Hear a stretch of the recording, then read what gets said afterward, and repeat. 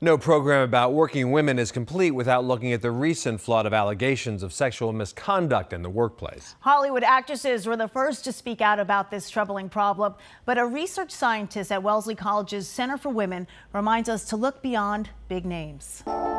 Cases in Hollywood, business, even Congress may receive the most attention, but experts say it's important to remember that sexual harassment transcends race, income, and industry.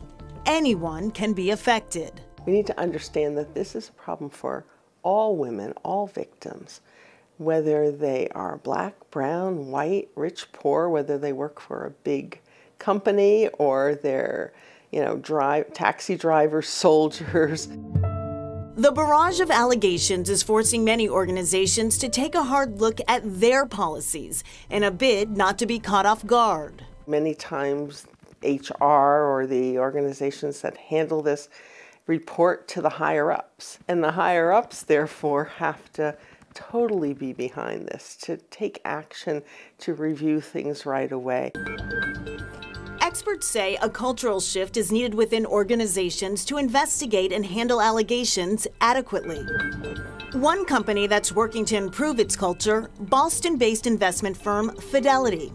Following the departure of two managers for allegations of inappropriate behavior, Fidelity CEO Abby Johnson moved her office to the floor where traders and portfolio managers are located. She's also formed a committee to review the investigation of every complaint of sexual harassment. The speed with which organizations are acting on credible reports of bad behavior is itself progress, says Williams. We have seen some responses that have been thoughtful, that have said, we're going to act on this right away, and they might suspend somebody. You don't see that every day.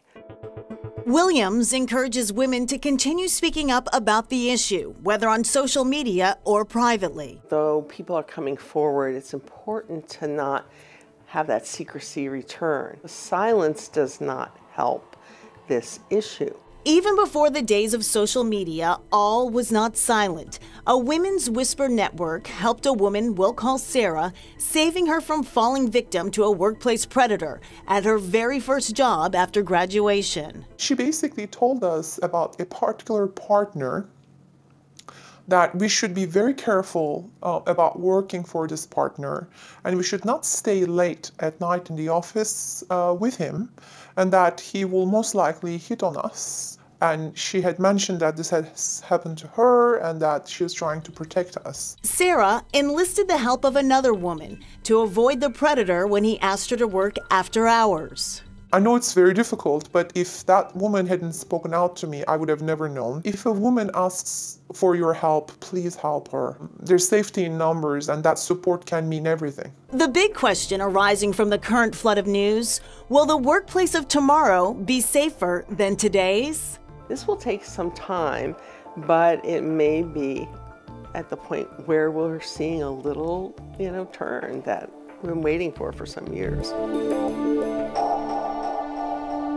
And of course, yesterday, International Women's Day. March is Women's History Month, so all of this, the Me Too movement, very much top of mind. Yeah, and since this piece first aired, we have seen even more evidence that sexual violence and sexual harassment are pervasive in our society. And that is Chronicle for tonight. Thanks so much for joining us. I'm Anthony Everett. And I'm Shana Seymour. Have a great weekend, everyone. We'll see you next week.